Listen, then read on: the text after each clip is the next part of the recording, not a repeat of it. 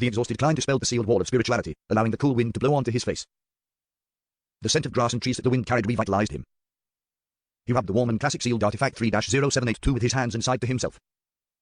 Who would have thought that there would be a drop of God's blood in this emblem? I have to assume that the experts from the Church of the Eternal Blazing Sun must have tried searching for this item in the past, but couldn't find it. Klein stretched his neck. He didn't dare try anything else, keeping the mutated sun sacred emblem in the inner pocket of his windbreaker. His hand followed a chain and took out a silver vine leaf pocket watch. He opened it to see that there was still about an hour before Corpse Collector Fry's shift. I need 2 matches to prop up my eyelids. This is a side effect of that near-death experience. Klein didn't have any other ideas. All he could do was take out a small metal bottle from a tiny hidden pocket. He uncapped the bottle and brought it near his nose. A pungent smell, a mix of mint and disinfectant, quickly entered his nose, giving Klein goosebumps. His senses were jolted, making him forget his fatigue temporarily. He had learned the formula from Corpse Collector Fry. It was called Kodiak's oil, and it could help a person ignore the stench of rotting corpses, as well as refresh and clear the mind. The next hour felt like torture. Klein paced around from time to time, and was bitten by the mosquitoes in the forest several times. Finally, he saw the black-haired, blue-eyed Fry walking out of the town wearing a windbreaker and holding a cane. Even though Fry still looked like a living corpse, Klein felt as though he was looking at his savior. He covered his mouth and let out a yawn, making his eyes teary. He made his way over and took out sealed artifact 3-0782 from his pocket.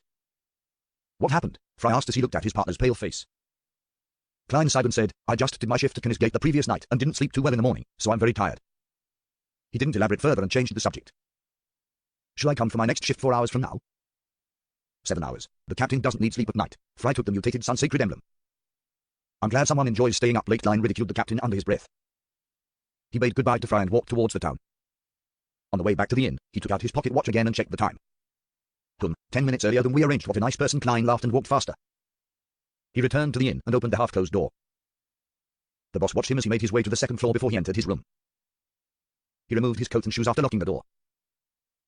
He didn't wash up, but instead fell directly onto the bed. His breathing became heavy in just a few seconds, then long and peaceful. In his dreams, Klein returned to Earth where he was playing a game he hadn't beaten. A cup of soda and a plate of spicy chicken wings were on his left. To his right was a bowl of rice and bitter bamboo shoots meat soup. He didn't like bitter bamboo shoots, but he liked it in soup with meat slices. The refreshing taste and the little bit of fat from the meat were tantalizing, a perfect complement to the rice. He could eat an extra bowl of rice if it was paired with some good sauce dip. Just as Klein was about to enjoy his supper and continue playing his game, his dream changed again, presenting him with the internal layout of 2 Daffodil Street. Klein suddenly became alert, aware that he was dreaming. He saw himself seated at the side of the dining table, a copy of the Tingen Daily Tribune in his hand. In front of him was a bowl of tomato oxtail stew, pan-fried lamb chops, mashed potatoes, and wheat bread. He subconsciously turned to look at the door, suddenly noticing a figure standing outside the window of the living room, silently staring inside the house. Klein was shocked. He immediately recognized the grey-eyed Dun. Half his face was clinging close to the window as he silently watched the people inside. Captain, can you not scare someone in their dreams? Is this your way of acting as a nightmare? Klein thought, finding humor in his exasperation. He scooped up a mouthful of stew and put it into his mouth. Ah, this is my cooking, he sighed to himself. He understood why he suddenly became alert in his dream, why the scene of him on Earth vanished. He would naturally become aware when someone barged into his dreams. At this moment, Dunn left his spot by L'Oreal window and directly entered the house. In his black windbreaker, he came silently before Klein. He took off his hat and nodded before sitting down. He didn't stand on ceremony, picking up cutlery and quickly polishing off the stew, lamb chops, wheat bread on the table. Klein looked on dumbfounded, unsure what the captain was doing. Phew, Dunn exhaled in satisfaction and gave Klein a thumbs up. He then took out his pipe and a matchstick before taking an intoxicated puff. He exhaled a cloud of smoke and stood up. He then put on his hat and bowed before leaving the house in the dream. Klein looked at the captain's back, unable to collect himself for a long time. He looked down at the empty plates and instinctively wanted to conjure up the food he had just now.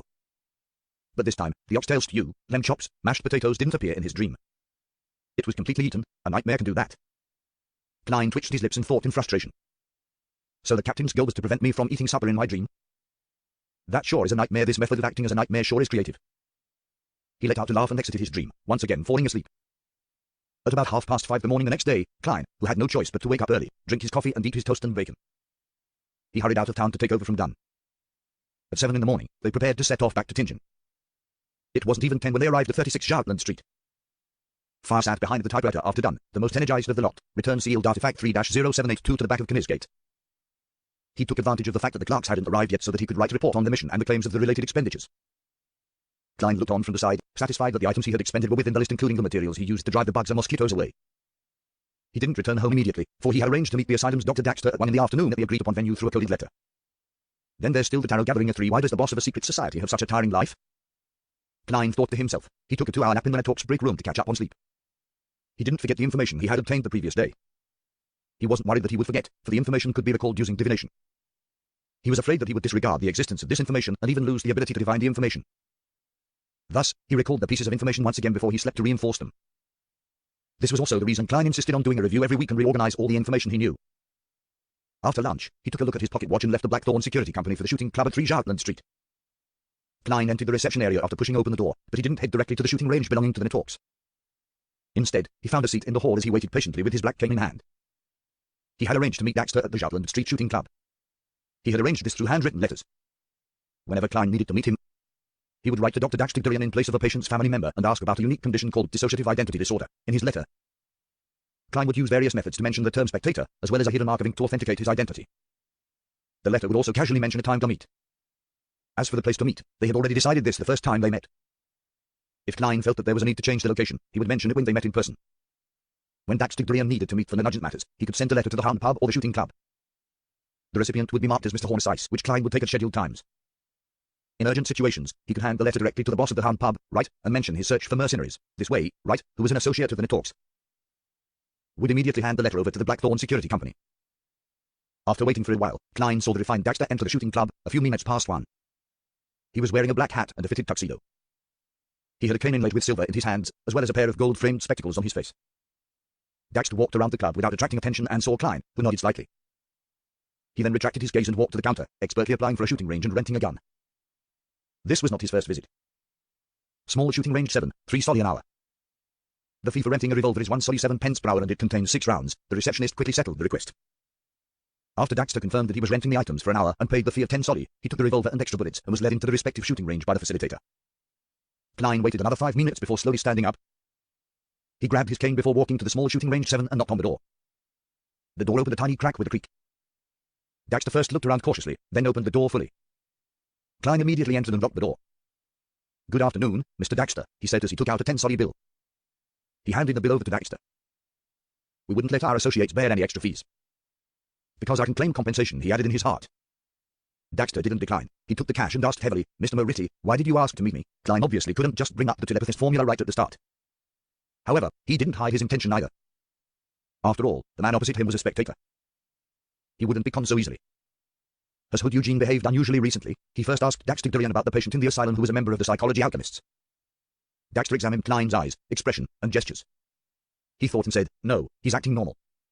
Frankly speaking, I think if he really wanted to leave the asylum, he could immediately behave in a very healthy and very normal manner. But he hasn't done so, and he continues to stay in the asylum. He appears to be treating every patient.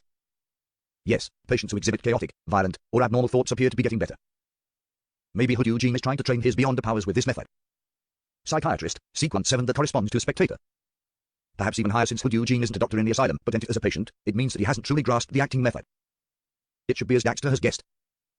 He's probably training his beyonder skills, and doing so resembles that of the acting method. To a certain extent, it can slow down the potion's negative influence. Hence, Hood Eugene decided to just take the asylum as his home. Klein openly showed that he was in deep thought regarding Hood Eugene's matter.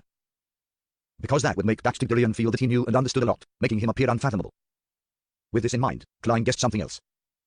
The Psychology Alchemists hadn't grasped the acting method. After all, even a mainstay member at the Sequence 7 was unaware of this. In this era with few beyonders, a Sequence 7 was considered mid-level in any secret organization. They were important enough to know crucial matters, especially those that could help members resist the loss of control. Plus, the Psychology Alchemists was a secret organization that had only been established in the last 300 years or even earlier. It was understandable that they hadn't grasped or deduced the acting method. The only organization that brought out the method explicitly was the Secret Order. They were an ancient organization that had more than 1500 years of history and could be traced back to the previous epoch. Hey, the Church of the Goddess is even older than the Secret Order. Just the letter of Saints from the Revelation of Ebonite clearly indicates that it's nearly 3,000 years old. That's not to mention the mythical legends before that. How could such an ancient church not discover the acting method? During the long history of a huge organization, there must have been members who experimented with various possibilities, just like Spirit Medium Dali. They might not have understood the principle of the acting method in detail, but they acted out the name of the potion correctly anyway. They would have discovered the gist of it through the good feedback they received. As that accumulates through the generations of Netorks, unless they higher-ups were a bunch of curly-haired baboons, it would be impossible to deduce the acting method. Klein's thoughts made the connection and was suddenly shocked. To the Netorks who didn't know of the acting method, someone like Spirit Medium Dali was a genius, an example that an ordinary member couldn't emulate. Hence, no one suspected that the experience of Dali and others could be adapted for their own use. But to those who have grasped the acting method, this would be extremely odd. Klein believed that in the long history of the Church of the Ebonite Goddess, Spirit Medium Dali was definitely not the first member to have used the acting method to digest the low sequence potions quickly. She might not even be in the top 10 or top 50. It doesn't make sense, unless Dali didn't understand the acting method on her own, but with other people's guidance then, it could be concluded that every member of the Holy Cathedral follows their beliefs of the past, believing in their predecessors' experience, and not daring to rebel against their teaching. After all, rebelling would imply the loss of control most of the time, yes. Other than this explanation, there is another possibility. The higher-ups of the church have hidden the acting method for some reason. I need to flip through some records and search for examples of Beyonders in the Church of the Evernight Goddess digesting their potions quickly, as well as their final outcome, Klein thought with a mask of solemnity. Daxter looked at him, waited for a few minutes, and asked curiously, "Officer, is there some sort of problem with Hood Eugene's actions?" "Not right now. It just made me think of other matters," Klein replied, smiling.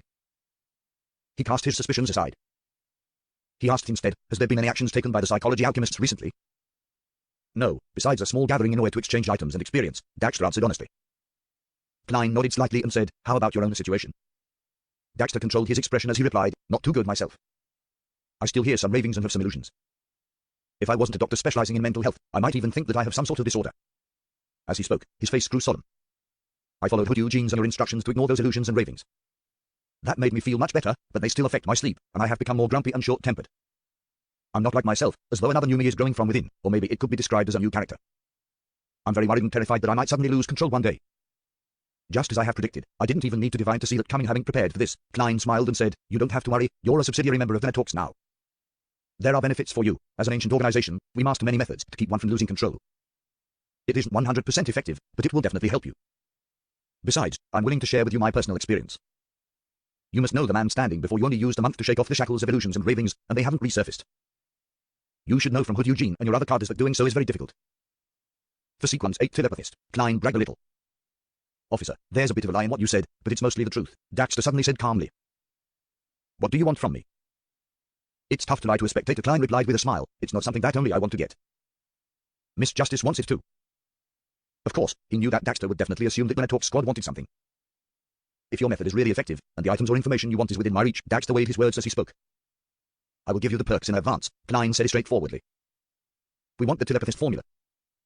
He wouldn't hide the potion formula, but inform the captain as well.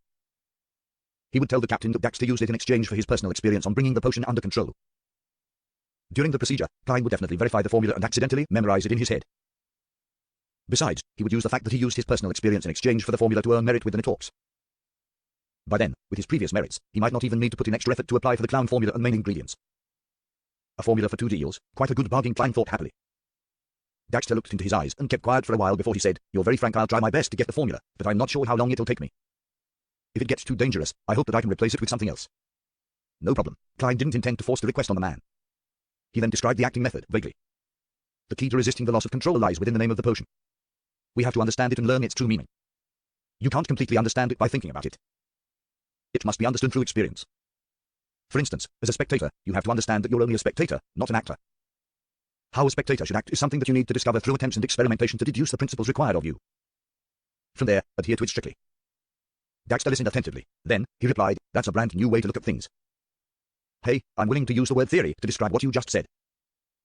This is just like a theory of a play and opera. I'll try, and I hope it'll help. If it really works, I'll do my best to get you the telepathist formula. May the goddess protect you." Klein drew a crimson moon on his chest. Klein didn't request the potion formula of psychiatrist as well, because he knew that it was a task that Daxter couldn't complete with his current position. He might end up exposing him if he wasn't careful. Thus, he planned to take it one step at a time by helping Daxter achieve a higher position in the psychology alchemist slowly. Then, the long-term benefits would be abundant. Klein looked outside through the peephole in the door, then he left quickly and turned to the small shooting range that was designated for the Venatorx. He entered and locked the door. His face grew grave once again. When he was guessing the reason why the Church of the Goddess hadn't developed the acting method, he realized another thing that he had overlooked. He had overlooked it because he had obtained 2 crucial factors in reverse order. It made him fail to make a further consideration. The first matter was that the Antigonus family was destroyed by the Church of the Evernight Goddess. The second matter was that the Antigonus family had the Seer sequence in its grasp, or at least, most of it. As there was a very long period of time between when Klein learned the 2 facts, he almost didn't piece them together. Hence, he overlooked something that should have been pretty obvious. Since the Antigonus family had grasped the majority of the sequences of the Seer pathway, how is it possible that the Church of the Evernight Goddess only received sequence 9 Seer? They should have obtained more than that is the spoils of war. If a member from the Aurora Order got a hold of the clown formula from the Antigonus family's magical notebook, then what about the church that destroyed the entire Antigonus family? Even if the Antigonus family was well prepared and hid their most valuable things at the highest peak of Hornus Ice Mountain, the Church of the Evernight Goddess shouldn't have gained so little. They were the ones who killed the family members of Antigonus family. Furthermore, the dead can be made to speak. Klein paced around the small shooting range as he pondered over the intent of the Church of the Evernight Goddess regarding the seer pathway. Do they not want Nighthawks to choose this pathway, or do they not want Beyonders to become powerful through this pathway? As such, they only revealed the Sequence 9 seer, which is clearly a support type. Captain also mentioned that the Holy Cathedral might have the subsequent recipes. No, they didn't even provide the names of the potions for sequence numbers 8 and 7 in the confidential information that I read. They merely described the battle characteristics of each sequence. In other words, they don't want those under them to realize that the Church might hold the actual formulas. Is there a possibility that Nighthawks, who chose this pathway, could become vengeful spirits for the Antigonus family, and thus, the higher-ups of the Church made a decision like this? Or could there be some other reason? Klein suddenly felt incredibly suspicious, a sense of intense wariness and vigilance, towards the higher-ups of the Church. He began reconsidering whether he should openly hand over the special application to become a clown. If there are some terrifying secrets behind this, wouldn't I be jumping into the fire myself? Frankly, I'm not a person that can be placed under strict investigation. But the Tingent branch has handed the clown potion formula over to the Church. Any seer who learned of this would hope to advance. Isn't that normal? Sequence 8 is still considered a low sequence, so it shouldn't invite too much attention. The only problem is that I would only take a month to completely digest the potion and submit a special application. If the higher-ups are familiar with the acting method, they would be able to realize what I did immediately. Of course, I do have an excuse. I know Spirit Medium Daddy after all. Old Neil, who is strict in abiding by the Mystery Prior's maxim, is also my friend. The claim that I gained inspiration from them and refined the acting method isn't too hard to believe. Yes, even Daddy received attention from the higher-ups only after showing signs of digesting a Sequence 7 potion in 3 years, and is now being nurtured to become a future archbishop. Being at the stage of clown shouldn't garner me too much attention unless I fully digest the clown potion in a few months. Giving them confirmation to believe that I have truly mastered the acting method. In other words, applying for the clown potion isn't a risky move. I can continue with that plan, but I should pay attention to this in the future. Sigh, I'll have to take things one step at a time. I'll do a divination back at home. Klein collected himself and took out his revolver from his holster before carrying on with his daily shooting practice and maintenance. The quality of the revolver that he had gotten from his schoolmate, Welsh, was unexpectedly good. Without any surprise, it would last for quite some time. Of course, he had to credit Dunn and Leonard for teaching him how to maintain a revolver. To be honest, it doesn't matter if it's damaged. These are all things I can request compensation for. Klein looked at the target, put away his revolver, and left the shooting club. He took the public transport back to 2 Daffodil Street. Before arriving at his destination, he saw a young lady pacing about his door. This lady was dressed in a blue lacy dress, as well as a thinly veiled hat. She was Melissa's classmate Elizabeth, who had her adorable baby fat. She quickly approached when she saw Klein arrive, taking off her hat to reveal her joyful face. She paused for 2 seconds before smiling. Good afternoon, Mr. Meritti. I'm guessing that you just came back from the mud town, right? I'm sorry, I came back in the morning. Klein smiled. No, I came from Jarland Street. Yes, that was a very honest answer. He laughed to himself.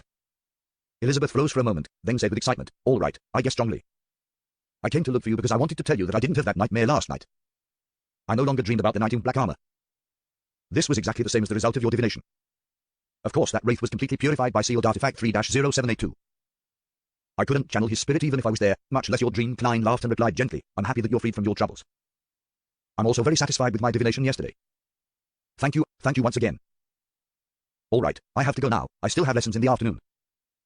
Bye-bye, Mr. Meritti. I'll visit Melissa when I have the time. Tilda Elizabeth left joyfully, renting a carriage by the side of the road. As the carriage began to roll forward, she smiled and thought proudly, Melissa definitely doesn't know how great her brother is. It seems as though my explanation just now is useless. Young ladies would rather trust their intuition and the truths made up in their minds. Klein saw Elizabeth board the carriage and opened the door to his house. He made his way to his room. He rested for a while before he began to consolidate everything that had happened over the past week, including the questions he had yet to resolve. After completing the task, he burned his notes, took out his pocket watch, and opened it.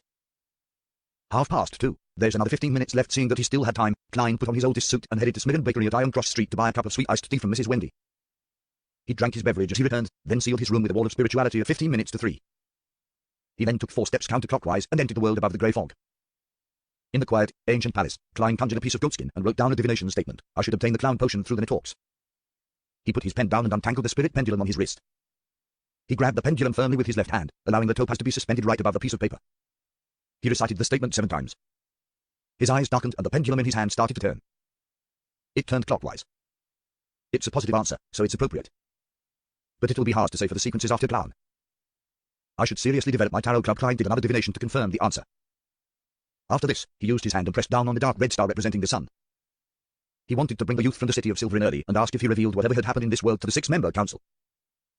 If he hadn't, then Klein would give him a better way of knowing what time the gatherings would start. In the room of the Berg household in the city of Silver, Derek sat silently by the side of his bed, waiting for the fool's summoning. In order to avoid being near anybody, he didn't even go out of the house after he returned. He had nearly finished all the food in his room. Bearing with the hunger and hearing the growls of his stomach, Derek felt as though he was a living corpse roaming around on a dark plain. However, he remained silent, nor did he stand. At that moment, he saw a dark red color spread in the air, quickly swallowing him. The great, boundless, cold, lonely world appeared in his field of vision once again. Seated at the seat of honor, the fool, who was obscured by the thick fog, presented himself in front of him once more. Klein was satisfied that his summoning wasn't interrupted. He also confirmed that he didn't face any immediate danger. "Son, we meet again," he said smilingly, using Jotun. Derek was shocked by what had happened. He lowered his head. "You are a fool who keeps his word. The other members will arrive in a while. Before that, I'll confirm a few things with you first." Klein used the Loan language this time, but willed the mysterious space to translate it into Jotun. The words rang through the air, coming to Derek in Jotun. He asked curiously, "What's the matter?" "Well, now that I've gained a certain degree of mastery over Jotun, the mysterious space above the grey fog can translate whatever I say in real time. This means that I won't have to worry about Justice and the Hanged Man not understanding whatever Son says. Why does a boss like me have to work so tirelessly?" Klein pinched the bridge of his nose. He laughed and shook his head. "I'll permit you to recite my name. Remember the incantations I'm going to tell you. The fool that doesn't belong to this era, the mysterious ruler above the grey fog, the king of yellow and black who wields good luck." Derek's pupils constricted when he heard that, but he didn't dare to get distracted. He recited it over and over again in his heart, then confirmed it with the fool. "You have to use a simple ritual and recite my name whenever you return to the City of Silver. I will notify you in advance for future gatherings. You need not pay too much attention to it on other days, nor do you have to avoid anyone. When you receive my notification, isolate yourself within 1,000 heartbeats." Klein told him the method he had been deliberating on for quite some time. This was essentially a response to a prayer. As he had to consider the situation regarding the City of Silver, as well as save time, Klein opted to omit the other steps of the ritual since it was a plea directed toward him. 1,000 heartbeats, Derek muttered to himself. Klein described the general idea of the Tarot Club to Derek, then took out his pocket watch and looked at the time. Derek froze for a while, instinctively looking at the wondrous item. When 3 approached, Klein extended his hand and pressed on the dark red stars representing Justice and the Hanged Man. Derek didn't blink as he witnessed this. He saw light burst forth opposite and beside him, as 2 hazy figures extended from within. Audrey Hall surveyed her surroundings and froze suddenly. She then heard the ever-calm voice of Mr. Fool. "This is our newest member, his code name is Son. This is Miss Justice, and that is Mr. Hanged Man." Newest member, Audrey was shocked at first, then her shock immediately turned to joy. She was very excited to see the development of the Tarot Club. She felt like a protagonist. The Hanged Man now decreased his brows, a little upset that the Fool would drag in a new member so suddenly. He should have at least mentioned it to us, but a great figure like Mr. Fool wouldn't have to care about our feelings, he thought in exasperation before giving a simple greeting to Justice and Son. In this short process, Audrey entered her spectator state and paid close attention to the newest member, Son. He should be quite young. His body language tells me that he's a little nervous and restrained, but he ultimately maintains a tolerable air of silence, giving the feeling of, a lone wolf. Yes. A lone wolf, Audrey thought as she cast her gaze at the Fool, who was seated at the end of the long bronze table. She said in joy, "Mr. Fool, I've collected another 2 pages of Emperor Essel's diary. Actually, there were 3 pages, but the characters were too complicated and too difficult to memorize. My limit is only a little over 2 pages. I would mess up if I were to memorize more. The rest will have to wait until the next gathering," Audrey added in her head. "New pages of Essel's diary?" Klein's mind stirred. He smiled and asked in reply when he already knew the answer, "Miss Justice, what do you need?" Audrey's eyes beamed with excitement, but she replied in a reserved manner, "You know that I'll soon fully digest the spectator potion. I hope that I can get the formula for the telepathist potion so that I can prepare the ingredients ahead of time. I know that there isn't much content for 2 pages of the diary, and it might not equal to the value of the telepathist formula, so I'll give you another page. I'll also pay you a sum of money on the side." She had yet to finish what she said when she suddenly felt that it had come out wrong. She couldn't help but berate herself in her head. Mr. Fool is at the very least an important figure which approaches that of a god. How could he be bought over by money? Hence, Audrey couldn't maintain her spectator state as she hurriedly added with a stammer, "That's not what I meant. Mr. Fool, what I meant is that you can determine the compensation that you'd like." "Yes, that's what I meant. I like your earlier suggestion. I would answer like this. When you have fully digested the spectator potion, you will get the formula you need. I have a subordinate. No, I have to use the word Adora. That sounds more awesome. He happens to be handling some matters that require money, and this is his anonymous account in Backland Bank. Yes, then I will disguise myself and make an anonymous account in Backland Bank." Klein didn't answer immediately but weighed his words carefully with an unfathomable expression. Backland Bank was one of the 7 major banks in the Lowen Kingdom, and as such, it possessed the right to clear transactions. The Lowen Kingdom settled accounts with receipts to take care of cash transfer business between banks within the same city in a centralized manner. However, unlike banks in the Intis Republic, not all banks were part of the same league. The biggest 7 banks held on to these rights. Hence, they were called the clearance banks, making other banks rely on them. Transferring money from a different location, on the other hand, could only be done within the same bank. It would be completed by squaring accounts between branches. With the invention of the steam locomotive and telegram, the efficiency of these transfers had been enhanced drastically. Just then, the son, Derek Berg, suddenly spoke. "The telepathist potion formula?" "Telepathist that is followed by psychoanalyst." Audrey looked towards him puzzledly. "You know of it?" At the same time, Miss Justice saw a problem through her instinct as a spectator. The young man had used the ancient title psychoanalyst instead of the modern term, psychiatrist. This guy is very strange. Audrey examined Son's every movement. Derek didn't think that he behaved any differently but replied seriously, I can get you the formula. Then, he felt guilty as he couldn't provide it immediately. He tried his best to explain himself, it's a sequence pathway that stemmed from the dragon race. And our city of Silver was once ruled by the Giant King's imperial household. As you know, the giants and the dragons are sworn enemies. Hence, the city of Silver has all of sequence 9, 8, and 7. I have ways to get them. This kid, I already warned him not to speak carelessly or expose his origins. In the end, Klein nearly wanted to extend his hand to cover his face. Sigh, although the son appears to be in great pain, very mature and silent for his age, he's just a boy after all. However, that clarifies one thing for me. It turns out that the Spectator sequence's origins stem from the dragon race. It's no wonder that the symbol formed by stars behind Miss Justice's high chair is the dragon. The city of Silver has preserved history while Klein maintained his posture of leaning against the back of his chair while he listened thoughtfully to the son's description. In fact, he could have easily stopped the son from exposing those matters. As long as he didn't help in the simultaneous translation, Justice and the Hanged Man wouldn't have understood him at all. However, Klein took a different approach. He felt that it might help him consolidate his mighty and mysterious image in the minds of the three members effectively. Hence, he listened with a smile and didn't make a sound.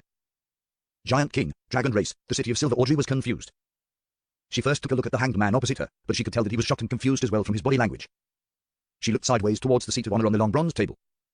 She saw the fool sitting on the high chair, engulfed in thick greyish-white fog. His right arm was placed on the armrest while he leaned sideways leisurely. He showed no shock, no curiosity, no thoughts, and no doubt. He only looked at them with a smile. He knows he knew all of this. Audrey and Alger made the definite judgment almost at the same time. The city of Silver, I've never heard of this place. Where is it? Audrey probed while Alger listened attentively. At that very moment, Derek Berg's head was filled with questions as well. He could tell that, besides the godlike fool, Justice and the Hanged Man were some sort of beyonder.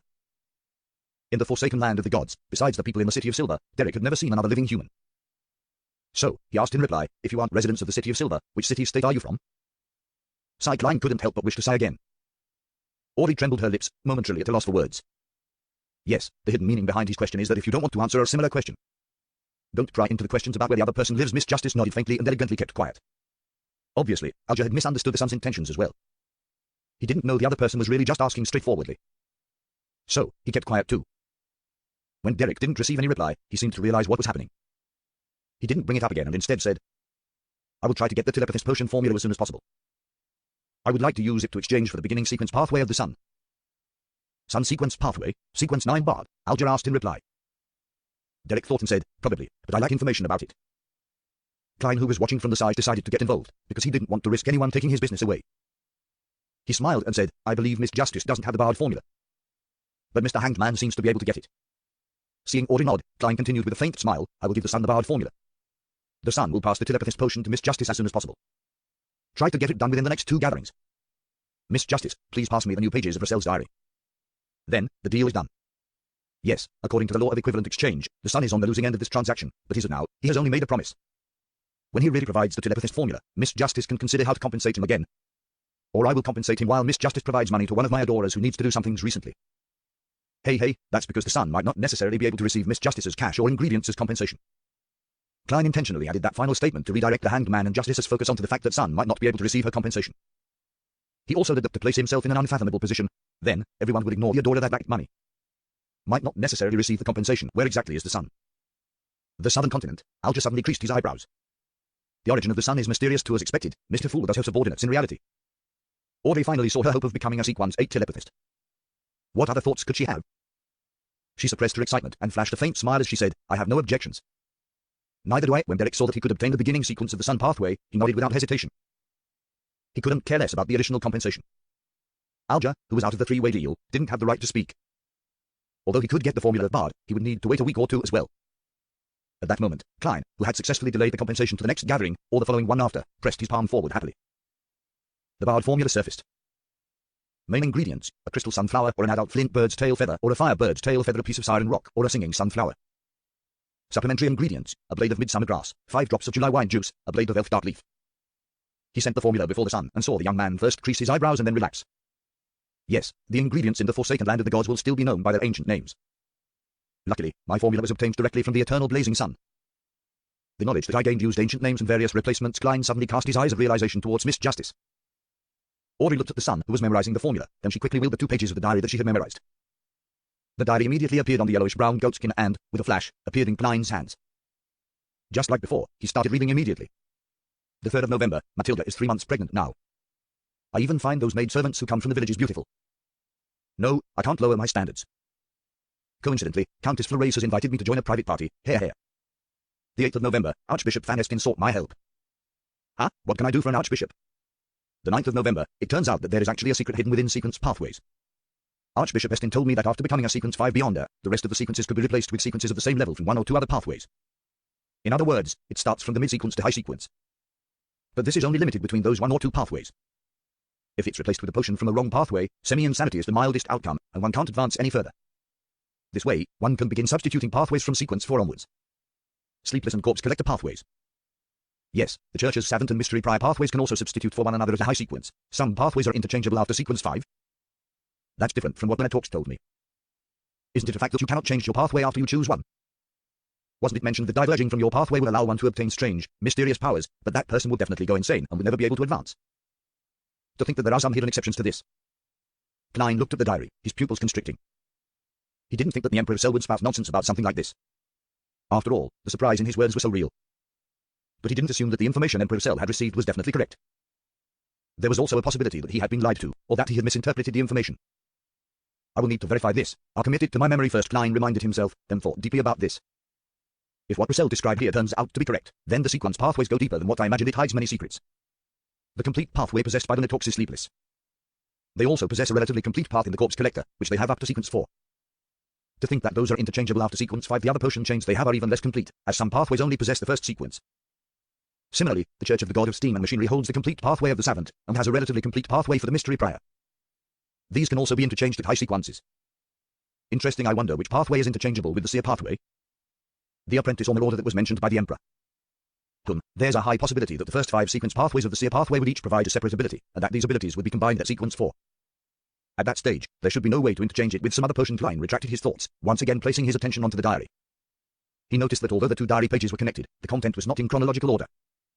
The dates belonged to 2 different periods. This could be a mistake made by whoever copied their content. The 9th of April, the relationships between the Church of the Eternal Blazing Sun, the Church of the Lord of Storms, and the Church of the God of Knowledge and Wisdom are poor. They see each other as enemies. The Church of the Evernight Goddess is at odds with the Church of the God of Combat from the Fisak Empire. This can be taken advantage of. These are all facts worth considering. The 13th of April, I participated in an ancient organization's gathering. I never expected them to be members of this organization as well. It sure was frightening. To think that the second blasphemy slate was in the hands of this organization. This is the first time I'm seeing this legendary item. Indeed, it was hiding an unimaginable secret. Here. Perhaps there will come a day when I will create a blasphemy slate unique to me. No, a set of them, with each one hiding an ultimate secret. Holy F *** K, Emperor, why didn't you specify the name of this ancient organization? You're killing me. Perhaps, Russell had a reason, or didn't dare to write down the name of the organization, even if he was using Chinese. Klein looked at the diary, a little uncomfortable and puzzled. But with this page of the diary, Klein could finally confirm that Emperor Russell had seen the second blasphemy slate. Furthermore, he created a set of cards after that, each card represented a pathway to godhood. Yes, that could be the ultimate secret that matches each pathway to godhood. I wonder where that set of 22 cards are now? But ancient organization managed to obtain the second blasphemy slate. Klein's thoughts flowed quickly. But he quickly reined in his thoughts. He shifted his gaze away from the diary and shot it towards the Hanged Man, Justice, and the sun. He smiled and said, "Actually, you didn't need to wait for me. It's our honor." Alger had already reined in his dissatisfaction as he answered humbly. Audrey thought for a moment before smiling. "Mr. Fool, the open selection of government officials through examinations that you described previously has already garnered the support of the King and the Prime Minister.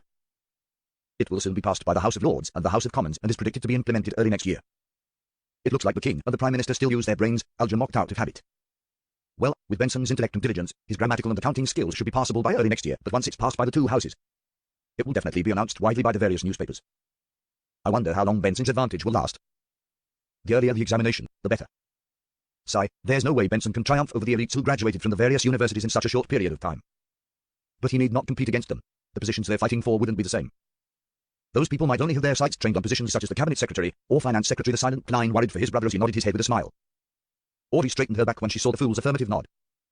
She said with a smile, "Mr. Hanged Man, you got me to check on something for you previously.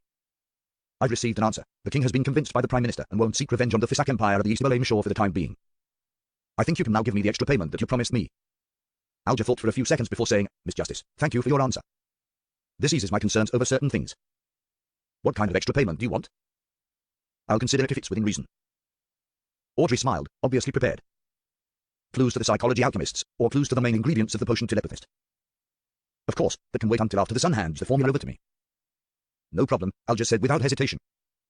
2 seats away from the hanged man, Derek Berg couldn't understand a single word. He was very confused, feeling that he only understood a few terms, but couldn't string them together to provide any logical sense. A method of selecting officials through examination. A king and prime minister, House of Lords, House of Commons, East Berlin Shore, Fisak Empire, psychology alchemists. He understood none of that. Fisak, the root of the word came from Jotun. What connection did it have with the fallen giant king's imperial household? Derek looked at Justice and the hanged man, suddenly having the feeling that they might not come from the same world. Could there be another city-state, or one that had formed a nation, somewhere far away from the City of Silver in the Cursed Lands? Derek remained silent and listened on. He had a faint understanding of why the mysterious fool mentioned that he might not be able to receive the monetary compensation Justice was going to give him. To be able to gather people this far away from each other, disregarding the terrifying monsters hiding in the darkness of the Cursed Lands, the fool might really be a god, an ancient god, he thought.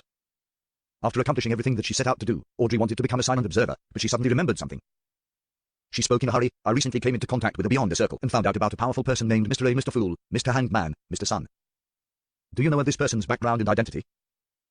I don't even know what you're talking about. Derek maintained his silence. Mr. A, I only know a Mr. Z with such a similar code name. Could he also be from the Aurora Order? Klein made a guess, but didn't give an answer. He had to maintain his image and try not to give answers he wasn't confident in. If he had to, he would give a vague description just like a charlatan. Alger looked at the fool and found him calm and unchanging. It was hard to read his true thoughts.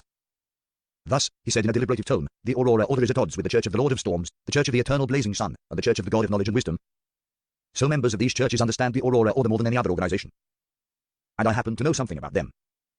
You need not explain. I know that you come under the Lord of Storms.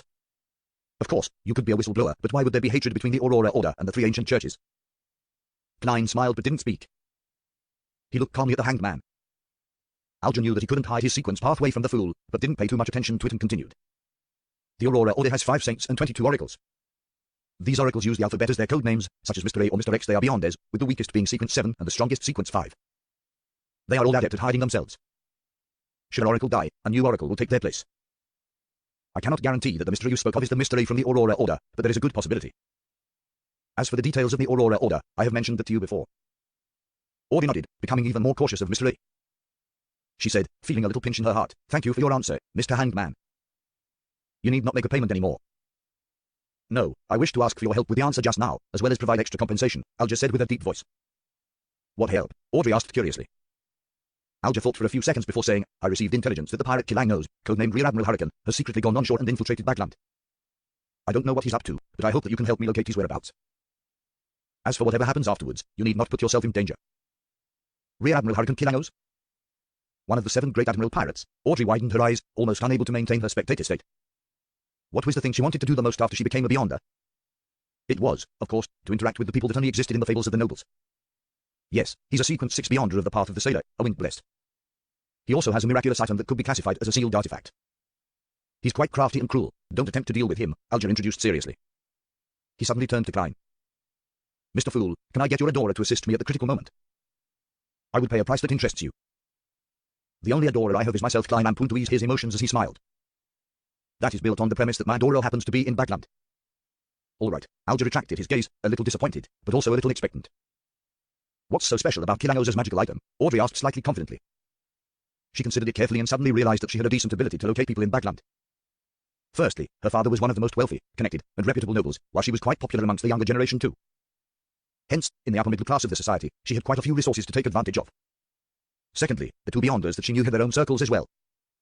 Apprentice Force was originally a clinical doctor and was now an author. She knew quite a number of people in the literary world and publishing industry, as well as among the middle-class doctors. Arbitotio Durecha had helped many middle-lower-class people to coordinate and mediate disputes over a long period of time. She was also quite famous in East Backland Borough among the working class and mafia. She had a lot of hidden channels.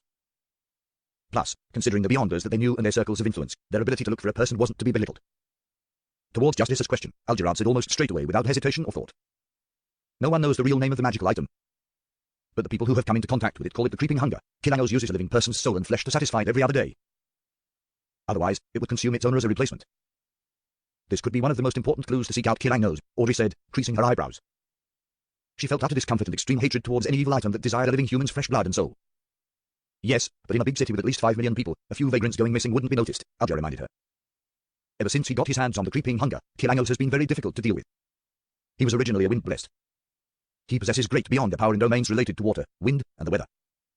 But, later on, people realized that he could drive his targets crazy, enter the dreams of others, summon light to purify a dead soul, sing to strengthen himself. and change his appearance. There's almost nothing that he can't do, Alger described in detail. We suspect that those are all effects that came from the magical item, creeping hunger. Before he finished sharing, Derek Berg, who had been listening quietly, suddenly blurted, Shepard. Shepard, sequence 5 of the secret suppliant and listener pathway. Among the 6-member council in the City of Silver, there is a new elder who's a shepherd. Sun had mentioned that she's strong enough to fight against a sequence 4 expert, while an evil spirit of the same grade. Klein's expression changed slightly, but it was covered by the grey fog. Justice wasn't paying any attention to him either. Shepard. Shepard. Justice and the Hanged Man asked in unison. One sounded completely confused while the other sounded shocked, as though they had heard the title of Shepard elsewhere before and knew something about it, but didn't understand the actual situation. Seeing that everyone was staring at him, Derek suddenly panicked a little. No matter how quiet, depressed, and vexed he was a boy after all. He hurriedly explained with a stammer, what I meant was, the traits that the Hanged Man described were like the beyond the power of the sequence job, Shepard. Every shepherd can swallow another soul into their body, including wraiths and evil spirits. They control these souls to do their bidding with a unique method, which allows them to make use of their abilities, just like a god letting his lambs out to graze. Hence, no one knows how many powers a shepherd has. That depends on how many beyonder souls they have swallowed, and that makes them very scary. They're almost like a high-sequence beyonder. However, there are people who suspect that there's a limit to the number of souls that a shepherd can consume and let out to graze, and that the souls inside them could be replaced as well. So that's what being a shepherd means. The sequence pathway that the Aurora Order has in its control is enigmatic. No wonder they worship the true creator. No. The fallen creator Klein was suddenly enlightened, but he didn't nod, taking on the appearance that he knew so long ago. Meanwhile, he sighed inwardly. Son, you are a boy after all. This is very important information, very important insight. You could have exchanged it for valuable things, but you just revealed it all. Just like that. Yes, the ability demonstrated by the magical item Creeping Hunger is similar to a Sequence 5 Shepherd. I wonder if other sealed artifacts have the same powers as Beyonders. I wonder which sequence the sealed artifact 2-049, the Antigonus family's puppet, resembles. After listening to Sun's explanation, Alger seemed to have sorted out the puzzle in his mind as he nodded in silence. Audrey got even more curious and pressed, which sequence pathway is Shepard from? Which number is it? The secret suppliant pathway, sequence 5. Klein seized the opportunity to answer so as to demonstrate that he knew everything. Secret suppliant Aurora Order. Audrey suddenly recalled Mr. who was a suspected oracle of the Aurora Order, and she immediately felt heavy-hearted. She started thinking seriously, thinking of what price she could pay in exchange for Mr. Fool to take action and rid off that disgusting fellow effortlessly. However, she couldn't think of anything that would move Mr. Fool into doing so. As expected, a figure akin to a god wouldn't be easily moved. There aren't many things and matters that would garner their interest after all. Audrey sighed. Putting her impulse aside, she nodded to the Sun gratefully, thanking him for giving them a new perspective on creeping hunger, so that they could deal with it more reasonably and efficiently. Mr. Hanged Man, I'm willing to accept the mission. But I can't guarantee if I can find Rear Admiral Hurricane. Kilang knows. Audrey looked opposite her when she spoke. There's no better answer than this. Regardless of your success, as long as you try, I will definitely compensate you with things like secret information or intelligence. And if you succeed, maybe I could provide you the telepathist's main ingredients directly. Of course, the prerequisite is that we have to know what it is, Alger promised generously, which was a rare sight. Deal, Audrey pursed her lips and replied with a faint smile. Then, Alger created Kilango's portrait with Klein's permission and assistance. He was one of the 7 major pirate admirals. He had a distinctive broad chin, brown hair tied into a bun at the back of his head like an ancient warrior, and green eyes that seemed to hint at laughter, but were abnormally cold. After they finished their discussion and shared their insights, Klein smiled as he announced the ending of the gathering. He saw Justice and the Hanged Man get up swiftly from their seats and bow while the Sun mimicked their motions, only slower. He pressed forward with his right hand and severed the connection, but he didn't leave immediately. In the Berg household in the City of Silver, Derek looked at his familiar surroundings and glanced outside at the dark sky dotted with flashes of lightning. He was momentarily thrown into a trance. But he soon jolted to his senses. He searched for goatskin and the quill before writing down the barred formula he memorized. He looked at it several times and was finally certain that there was nothing wrong with it. Derek wasn't worried that possessing the barred formula and becoming a different Beyonder would gain the suspicion of the upper echelons of the City of Silver. This was because in past exploratory expeditions, members of those elite troops would often collect some formulas, ingredients, and strange artifacts from the monsters in the abandoned and destroyed cities. During this process, it was normal that people kept some of the loot privately. As long as it didn't involve anything too important, the captains and higher-ups would tacitly overlook it. Over time, some formulas started going around through non-official channels within the City of Silver. Some became the foundation of strong families from generation to generation. The things of the dark surrounding the City of Silver were relatively fixed. Some ingredients could be obtained easily, while some could only be encountered if one went far into the cursed land. Putting aside the goatskin, Derek recalled the mysterious fool's instructions. Hence, in his simple bedroom, he lowered his head and simply prayed. The fool that doesn't belong to this era. The mysterious ruler above the grey fog. The king of yellow and black who wields good luck. Jotun was a very ancient language. It came equipped with the mystical properties demanded by rituals, prayers, and spell casting. Therefore, Derek didn't need to change the incantations into ancient Hermes. The fool that doesn't belong to this era. Klein, who was seated at the seat of honor at the long bronze table, suddenly heard prayers reverberating in his ears. He then saw the crimson star that corresponded to Sun blinking. He didn't try to touch it, but planned to reply to him 10 minutes before the next gathering so that the City of Silver youth would make preparations to be alone. The most important part was for him to evade the conversion of time and date to decrease the possibility of damaging Fool's mighty image. After he confirmed that, Klein wrapped himself up with spirituality and stimulated a descent. Returning to his room, Klein removed the spirituality wall and took a break before he got ready to head out again. It wasn't necessary for him to play the role of a seer, and he didn't have to fix his trip to the divination club into his daily schedule. He would only visit occasionally to make some extra pocket money and fulfill his supervision as an talk. Originally, Klein wanted to laze around through the entire afternoon, but he suddenly thought of something that he had yet to do. So, he had no choice but to gather himself up. According to his appointment, he had to pay Detective Henry a visit today and accept the final report about the Red Chimney investigation. Sigh, I've heard that the big-timers are all quite busy. I still have to spare some time to go to the Tingen Family Servant Assistants Association with Benson and Melissa to look for a good maidservant. Klein unwillingly changed his shirt, put on his black tuxedo, and held his silk top hat and silver inlaid cane before walking out the door like a gentleman. At Bezique Street, under Henry's private detective company, Klein put on a mask and lowered his hat as he went across the street quickly and entered the stairway. In the office of the private investigator. Sir, your request has been completed, Detective Henry said to the gentleman in front of him with his hoarse voice. He heaved a sigh of relief. This wasn't an easy mission, nor was it too difficult, but it used up a great deal of our resources and energy. To be honest, I'm a little regretful. I regret setting too low a price for this mission. No matter what you say, I will not pay a single penny more. Klein emphasized in his heart. He pointed at the thick stack of documents on the coffee table and asked, "Is this the investigation report?" Yes, Henry pressed on the report that had at least 60 pages and sighed. This is the most troublesome report that I've completed. He hadn't even finished his sentence when he saw Klein hand over £4 in cash. His attention shifted to determining the authenticity of the notes. This is the remainder of the fees. Klein held the thick stack of notes. Henry coughed. You sure are a gentleman that keeps to his word. Sigh, I didn't expect the investigation report to use this many pieces of paper. It was completely out of my budget. At that moment, Klein took the thick investigation report and stood up. He gave a slight bow and immediately made his way to the door with his cane in hand. Detective Henry's last sentence was left stuck in his throat. Hey, how can you expect me to pay for the paper used in the investigation report? That should be included in the fees already. Klein touched the £5 solid he had left and muttered in his heart. He walked quickly onto Bezique Street. He surveyed the surroundings and confirmed that no one was paying attention to him before leaving the place. He found an opportunity to remove his mask. Klein didn't intend to head home right away. He wanted to search for a cafe and organize the investigation report. He wanted to find the houses that had a change in tenants after divining the Red Chimney. He could then conduct his search before dinner. There were many cafes in the area, but none of them met Klein's criteria. Ever since steam and machinery became the symbol of the times, more and more cafes had toned down on their decor and become something like cheap restaurants. They provided refreshments, coffee, bread, and dishes like pea and mutton stew to the busy workers. Thus, respectable ladies and gentlemen no longer went to cafes to discuss things. They no longer viewed these actions as being symbolic of their status. Various clubs started appearing and replaced cafes as a place for socializing. After some time, Klein finally found a cafe that had a decent atmosphere. He sat in a secluded corner and took a sip of his 1 penny Southville coffee before flipping open the investigation report. In Tingen City's North Borough, South Borough, East Borough, West Borough, Golden Indus, Harbour Borough, and University Borough, there are a total of 1179 buildings that have a dark red chimney along the outskirts of Tingen City. There are a total of 546 buildings with the red chimney the requester described. This doesn't include buildings in towns or villages that are relatively further away despite them falling under the jurisdiction of Tingen. Below are the addresses and tenant records of each of those buildings. As per the request, the activities within the last 3 months are recorded in more detail. Klein flipped through page after page, occasionally making notes on paper he brought around with a fountain pen. Finally, when he found the type of red chimney he had seen, he realized that there was a change of tenants in 25 buildings. That's not too many. I should try to finish my investigations within 2 days. After all, I've seen that red chimney and parts of the house in my dream. My spiritual sense would have a feeling of familiarity when I see those signs again. I'll confirm the target that way. In other words, I'm a living investigation machine. Klein nodded. He split the buildings based on their location and planned to investigate 15 of them that day.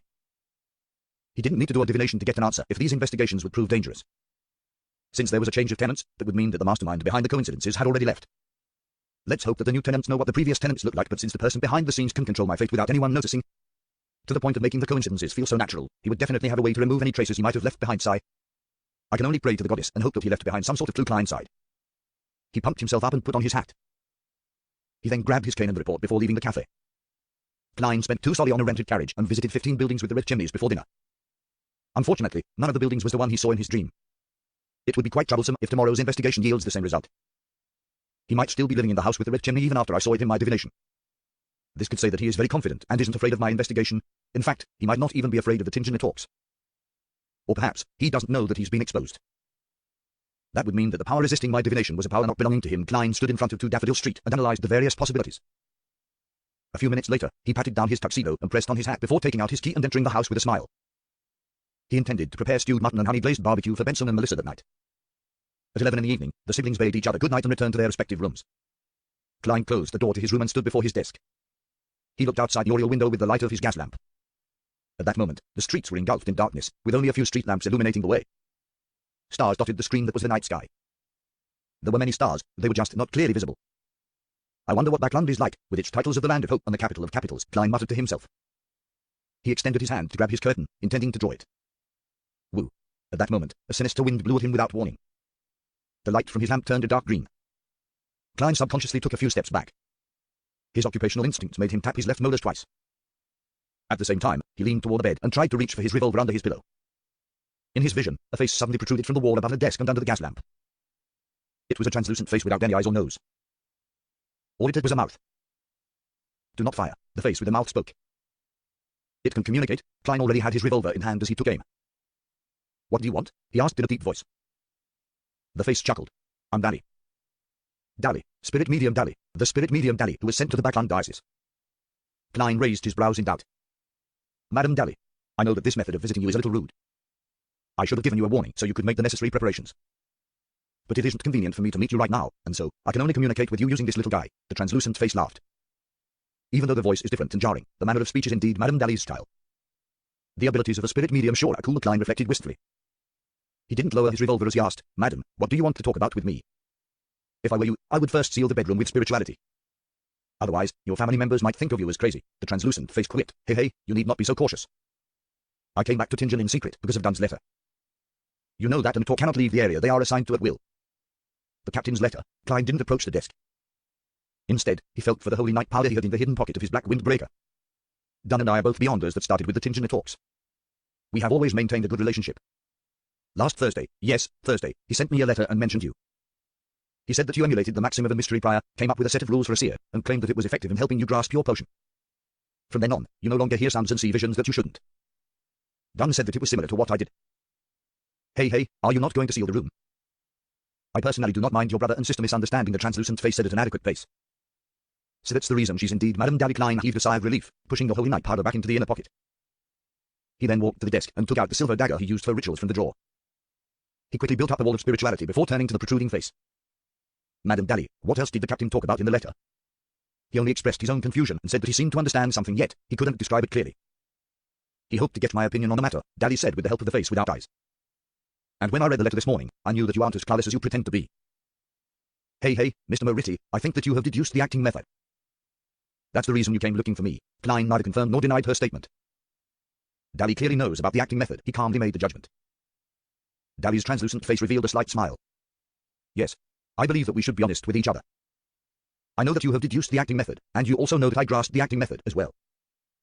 Sigh, but what's making me unhappy is that I used nearly 2 years to understand it, yet you've only been a beyonder for 1.5 months. Klein fell silent for a while after hearing Dally. He then smiled honestly. That's because I have you as my role model. He wanted to say that he was standing on the shoulders of giants, but ultimately decided not to give the Emperor Cell a chance to appear in the conversation. Klein's reply made Dally chuckle. The translucent face with only a mouth said, even though you found inspiration through the maxim of the mystery prize and confirmed your theories through my experience and performance, it only took you a month to understand the acting method and come up with your own seer principle. That shows that you possess outstanding wisdom and an open mind. Klein didn't engage in the topic which made him guilty, but instead asked in response, Madam, do the higher-ups in the church know about this so-called acting method? No doubt, they understand it very clearly. I once read through the historical information in the church and searched through stories of people ignoring the norms and advancing quickly. I realized that there were more than a few Nitox and bishops who have done so. I'm not the most unique one either. But their ending, Dally intentionally paused, and she suddenly sounded heavy-hearted. What kind of ending did they have? Klein asked, feeling a tug at his heartstrings. Could it be that the Church of the Evernight Goddess views the acting method as the seduction of some devil or evil god? The translucent face suddenly laughed. Their endings were rather great. Besides the few who lost control or were sacrificed in beyond their incidents, the rest of them have at least become archbishops or high-ranking deacons. Among them, there are also experts that have successfully become high-sequence beyonders. In the Church of the Goddess, sequence 4 single quotes and sequence 3 single quotes are called saints, while sequence 2 single quotes and sequence 1 single quotes are called grounded angels. Of course, every angel was once a saint. Madam Dally, you deliberately tried to scare me earlier. The corner of Klein's lips twitched before he asked, without hiding his suspicions, since the church has mastered the acting method. Why didn't they just tell every Nitork? Although it wouldn't prevent every Nitork from losing control, it would definitely lower the probability and reduce unnecessary losses. A sense of loss appeared on the translucent face. I have no idea why either. They told me that when I become an archbishop or high-ranking deacon, I'll be able to know the secret. I came here today because I hope that you can tell Dunn about the acting method more clearly before you hand in your special request. Klein wasn't stupid enough to ask why she couldn't do that herself. Instead, he said thoughtfully, once noticed by the church, one has to swear not to tell anyone about the acting method. Yes, you must do it before the goddess's holy items and swear upon her name. That holds enough binding force. Trust me, you definitely don't want to know the outcome of a violation. I can only talk about it with people who have mastered the acting method, like you. Your body language already gave me the answer before you replied. That's why I dared to say the term. Dally made the creepy face sigh. She paused for a moment before saying, I only faintly grasped the essence of acting back then and digested the potion very quickly. Yes, among the higher-ups in the church, using the term digesting to describe the control of the potion is very aptly worded. Anyway, before I made the pledge and found out about the acting method, I had no clear understanding of it, so I couldn't accurately explain it to Dom and the others.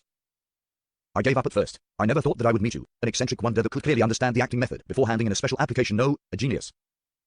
So that's how you see me, Madam. The corner of Klein's mouth twitched before he solemnly promised. I originally intended to remind Captain about the existence of the acting method through my special application. With your explanation, I don't have to worry further. Very well, you're such a kind lad. Dally sounded relaxed. Madam, you're only about 2 to 3 years older than me. Klein inwardly pointed out the error in her words. Without him speaking any further, the translucent, creepy face continued. If you have any problems or anything that you require assistance with, you can write a letter to me. Wait for me. Hey, when I become an archbishop or a high-ranking deacon which allows me to understand why the church hides the acting method, I'll give you a hint whether if it's a good or bad thing. Klein was suddenly energized, and he asked without hesitation, Madam, what's your address? To him, the more help he got, the merrier. Plus, she was a pretty strong spirit medium. Seeing that Klein didn't oppose the idea at all, Dally remained silent for a while before she laughed. Our communication shouldn't go through the post office, as we would be using normal letters. That's very dangerous. I'll teach you a relatively easy ritualistic magic. You can use it to summon a special spirit, one that belongs to me. Pass the letter to it, and it'll send it precisely to me. It wouldn't be faster than a telegram, but it's faster than a steam locomotive. If you were to send a message at noon, I would receive the message in Backland that same night. Klein listened to her with his full attention. He nodded faintly, a very pragmatic ritualistic magic. Dally chuckled. The uniqueness of the ritualistic magic is to pray to yourself, obtaining power from your own spirituality, without going through a god. Hence, it's quite secretive, but it isn't very powerful. First, you select a herb and essential oil in the corresponding domain. This is no different than normal ritualistic magic. However, you only need the candle that represents yourself. Then, regarding the spell, there are 3 parts. The first part is I, shout I, in either ancient Hermes, Jotum, Dragonish, or Elvish. The second part is I summon in my name. That part can be said in Hermes. The third part is the exact description of the summoning object. For instance, you would use this in the future, the spirit that wanders about the unfounded, the higher dimensional creature that the human orders, the messenger that belongs to Dally Simony.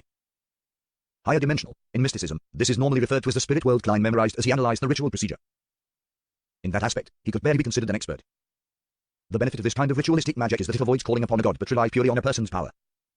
It achieves various magical effects without the constraints imposed by a god's specialized domain.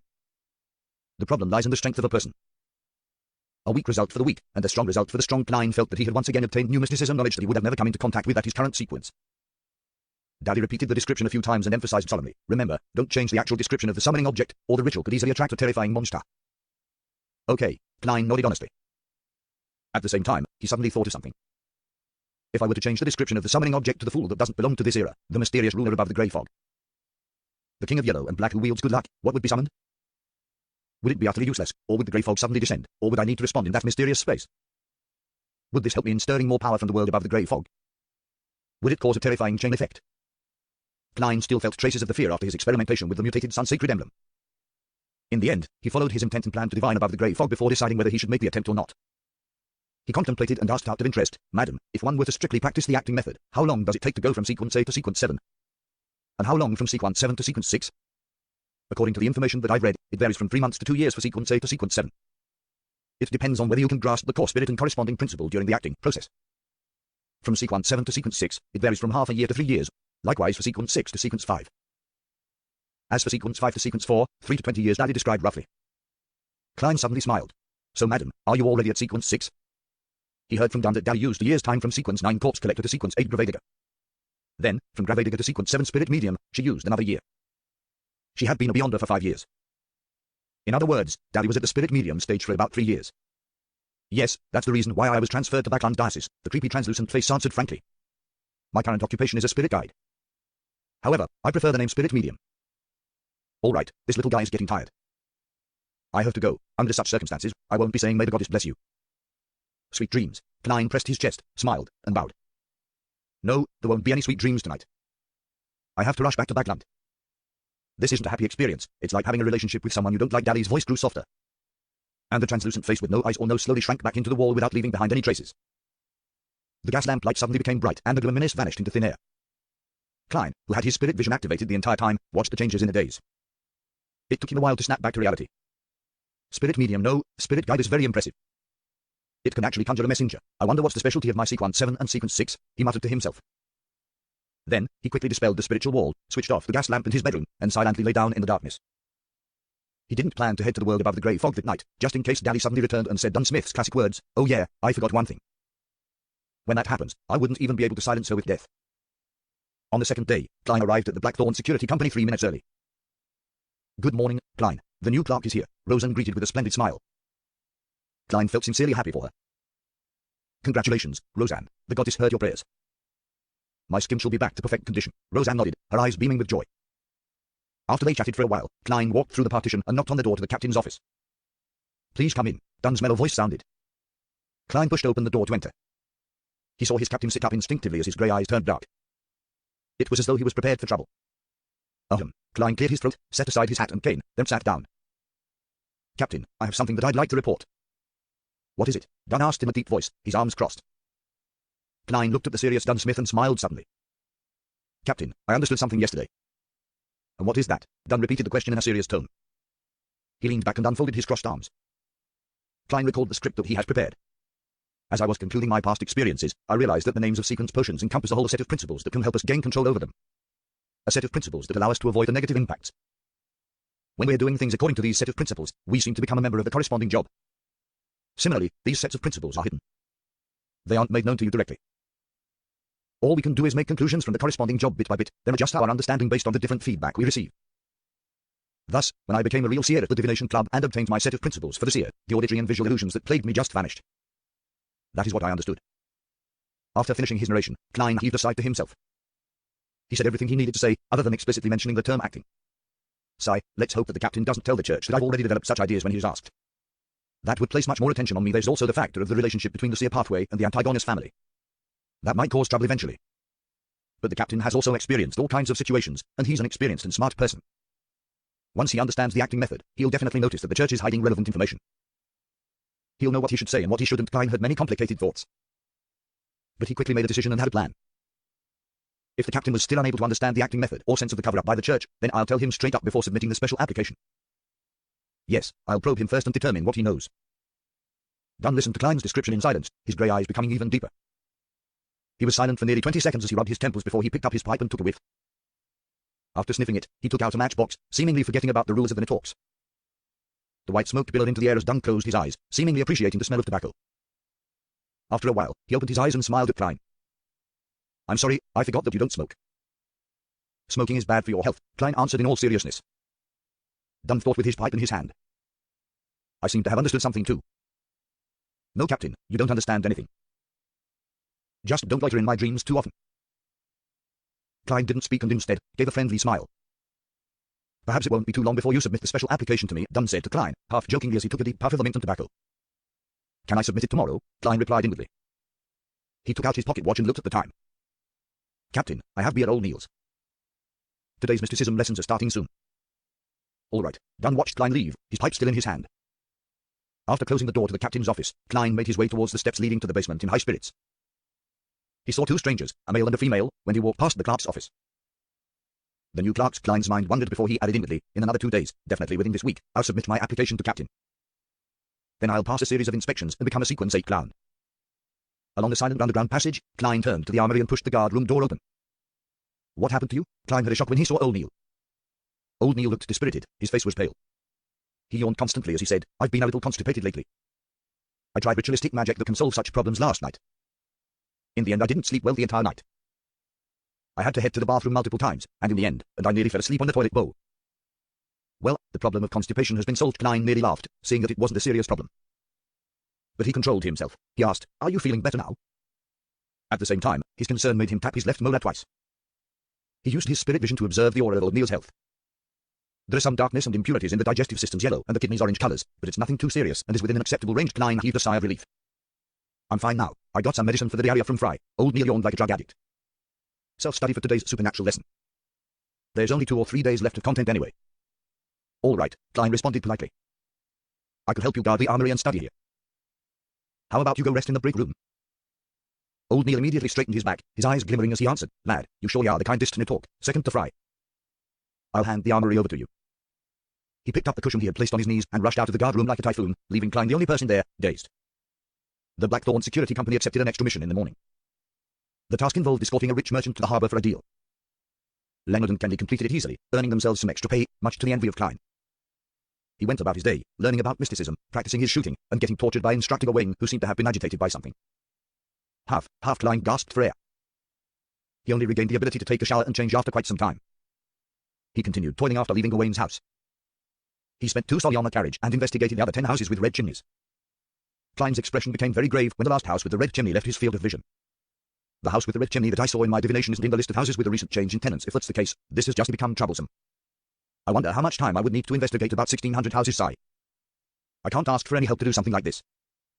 After all, only I would have the sense of familiarity from my spirituality when I see the target. Don't be discouraged, don't give up. I'll continue the investigation whenever I have free time. I'll try to complete it within 3 months, no 2 months. Who knows, the target might be found in tomorrow's investigation.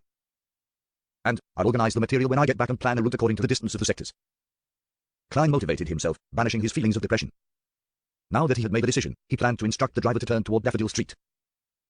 However, he suddenly realized that he was somewhere close to where Mr. Azike stayed.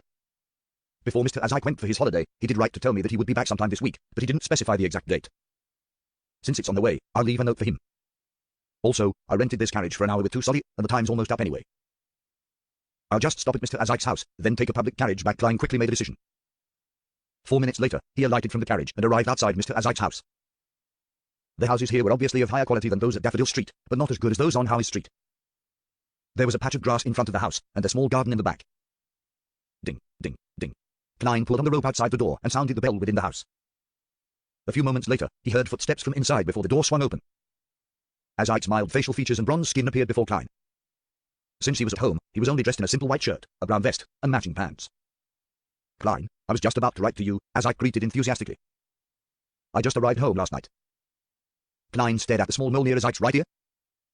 "Mr. Azike, I found a clue to your past." "Really?" Azike instantly became excited. The sadness he had in his eyes dulled. "Let's talk inside." Klein looked around. Azike quickly nodded. He moved to the side and allowed Klein entry. He locked the door and guided Klein to the living room on the first floor. They sat on the soft sofa. "What clues did you find?" he asked impatiently. Having not expected to meet Mr. Azike today, Klein organized his words.